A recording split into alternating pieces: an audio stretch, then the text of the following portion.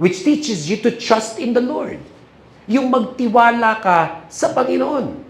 Proverbs 3:5-6, trust in the Lord with all your heart, and lean not on your own understanding. In all your ways submit to Him, and He will make your paths straight. Dahil meron na tayong relasyon kay Jesus Christ, natuto tayong mag-pray. At sa pagpipray natin, natuto tayong magtiwala sa Panginoon. Dahil binibigyan ka niya ng kapayapaan habang nagpipray ka eh. Maraming mga nagpipray, wala pa naman yung sagot eh. Maraming nagpipray, wala pa yung solusyon eh. Pero dahil natutong sumunod sa Lord na mag-pray, nagkakaroon tuloy ng kapayapaan. Yung hindi nagpipray, hindi natututong mag-pray, walang peace yun.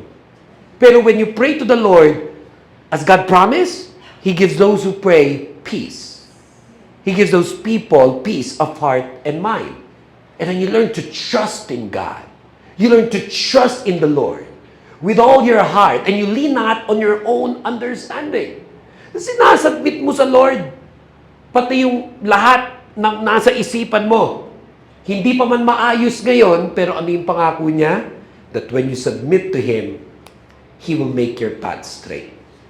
When you submit to Him, what is in your heart, He will make your paths